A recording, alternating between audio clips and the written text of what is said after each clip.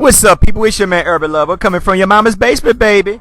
And first and foremost, I want to go all out and give a shout out to all those that have been with me since day one, my A1 day ones, and all the rest of you guys who tune in each and every day whenever I drop a video to show your love and appreciation. And I really appreciate it myself, because we all Laker family. And one thing about it, at the end of the day, regardless if we disagree or agree, we all got one common goal, and that's to see the Lakers get back to the top. So I love you guys, and here's my shout out. And I want to thank you guys for helping me get to 500 subs. So, first and foremost, my man Laker for Life, thank you. Anonymous Laker Nerd, my man Matt Hill. And I want to apologize to you, Matt Hill, because you was right. Hurtis and Black aren't signed. They actually have a contract, but the Lakers hold the contract because of something that I'm going to talk about in this video. I just want to apologize to you because you was correct. And one thing about me, if I know I'm in the wrong, I'm definitely going to give you a shout out. Like I said before, I'm going to shout it out every time I make a mistake. I love you, and I thank you for jumping in my booty for it. Okay. Also, I want to give a shout out to my man Brandon Bailey, Auxilian Soundbender, Billy Eastwood, Laker Forever 2481, my man Laker King, who be in the Twitter chopping it up with me every time I drop something in there, and I appreciate you looking out, talking to me in Twitter. Julian Aaron, Nathan Gabinski, Rashad Butler, Anonymous, Eric Anderson, Laker Fan Next Door, your baby mama cousin, my man Kareem. Y'all need to go check his video out. I know he ain't put out nothing in a while, but definitely go check his video out. Like I said today, we Laker family, but it's always good to hear what somebody else got to say about certain topics as well. Also, y'all know Mike from Laker Talk. Definitely check him out. I know a lot of y'all been following him, but always follow him. Give the brother some support. My man Eddie Starr, he hasn't put nothing out in a while, but when he does, jump over there and check him out as well. Laker Nation, stay tuned. Same thing. He ain't put them out in a while, but when he does, guys, go check him out. It's always good to hear different opinions from different channels. Now, with that being said, the main reason why Brandon Ingram is not being signed is because they're actually holding out him, Black, and Hurtis in case they make a move on Westbrook. I know a lot of people like, why Westbrook? The Lakers are real high on Westbrook. At the end of the day, we know that us as fans on the outside looking in, we want to see the young guys ball out. We want to see them play this year. And I personally like Westbrook. I was talking about Westbrook and Kevin Durant the beginning of the season, the previous season just passed, that the Lakers should make a move and go get him. And when you're talking, because you one of those old heads that you want to see instant wins. But then I had to calm myself down and say, you know what? Now I'm gonna let the youth ride, and I'm gonna ride with this youth squad.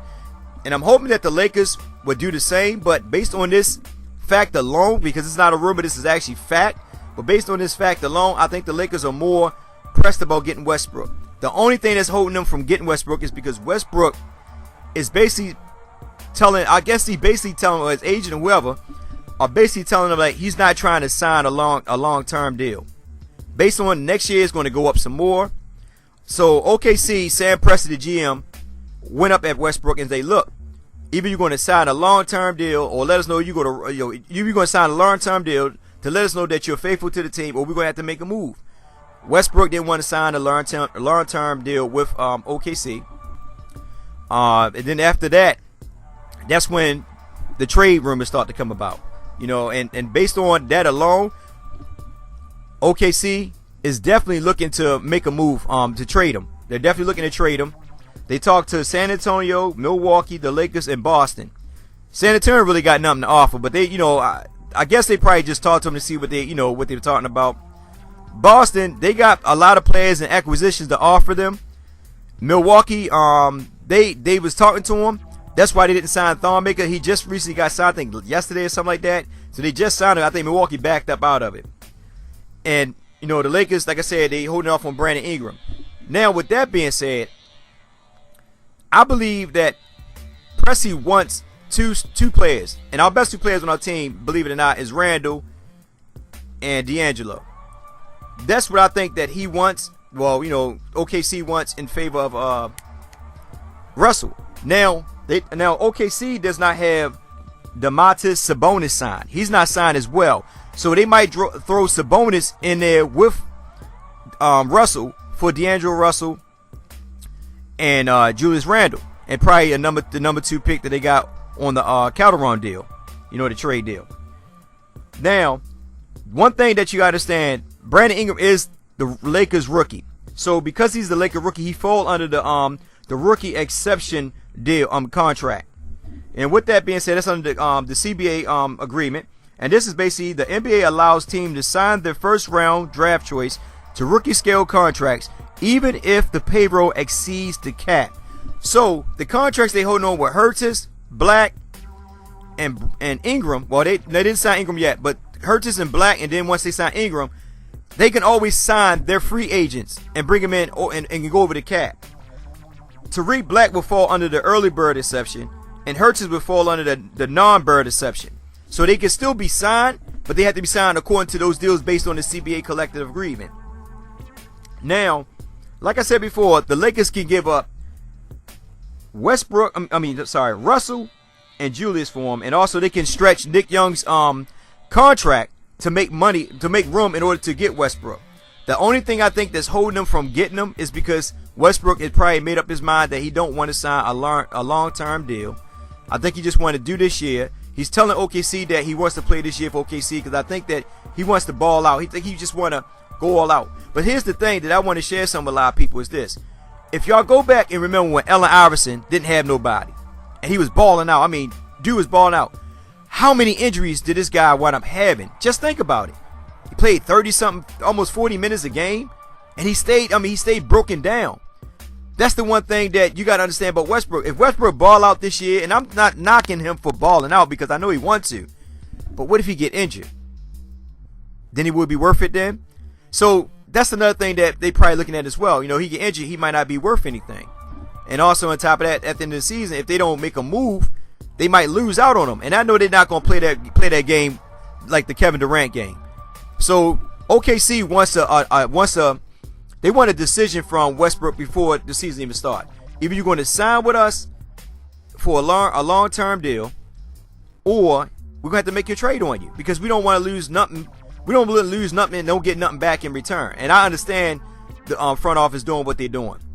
So that's why the Lakers are real. That's why they're holding back on Brandon Ingram's signing. So they're making sure they have enough money in the salary cap in order to sign him. Right now they're sitting at $78 million. And if they give up D'Angelo and Julius, that will put them at $70 million.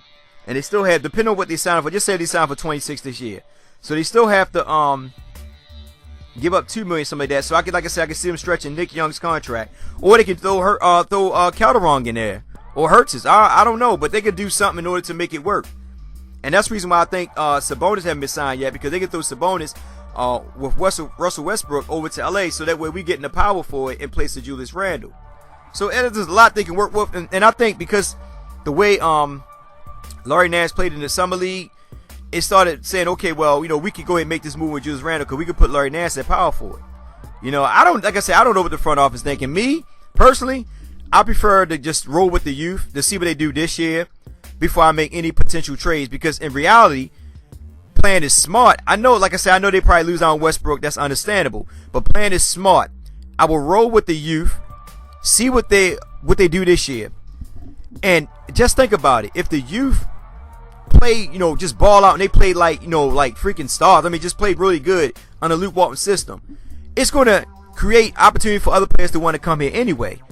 Personally, I don't really want nobody here, but and I made a video earlier about DeMarcus Cousins. Now, also with DeMarcus Cousins, keep this in mind. In 2 years, he's going to be a free agent. That's why I say the next year, Vlade Divac in the front office is going to wind up trading him as well, because they're going to make sure that they get some type of assets back in favor of their star players. So they're going to make a trade. So I'm looking at it like this. I hate to say this, man, and I think I made a video earlier. I can see the Lakers making a move on Westbrook with D'Angelo Russell and Julius Randle and stretching Nick Young's contract. And then the next year after that, getting DeMarcus Cousins. I can see it happen. Only thing about it, the egos. I don't know how they might mold together, but we had Kobe and Shaq. Those egos, and they still won 5 championships. Well, not 5, I'm sorry, 3. So, I don't know, man. And I'm not going to knock what the front office is doing. Whatever they decide to do, I'm all aboard. Even though I would love to see the youth ride this season. But, you know, it is what it is. I can't get upset with the front office. They make the decisions. But what I want to do is I wanted y'all the guys to get in the comment section.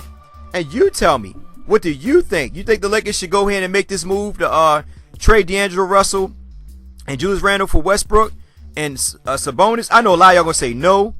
And then some of y'all probably say that's a good move. Or let these boys ball out this season and see what we got. I'm more for the youth movement. Like I said, I've been around the Lakers since they won 10 championships, so I'm not really hurting. I know how it is to win, and I also know how it is when it comes to rebuilding. After watching Golden State for 4 years rebuild, and now they're at where they at now, I don't mind watching these young guys build. I mean, rebuild it for 4 years or whatever you want to call it.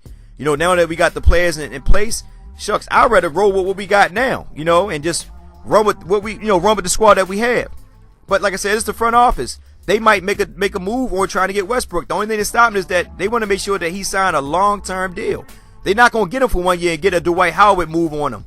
So they trying to make sure they dot the I's and cross their T's before they make this big major move. But I think in my heart they're going to go after Westbrook, and that's the reason why Brandon Ingram ain't signed. Once they just say if they do get Westbrook and they sign him, then they can go ahead and bring all the rest of the guys in under those contracts, because they can go over the salary cap with their own free agents and rookie.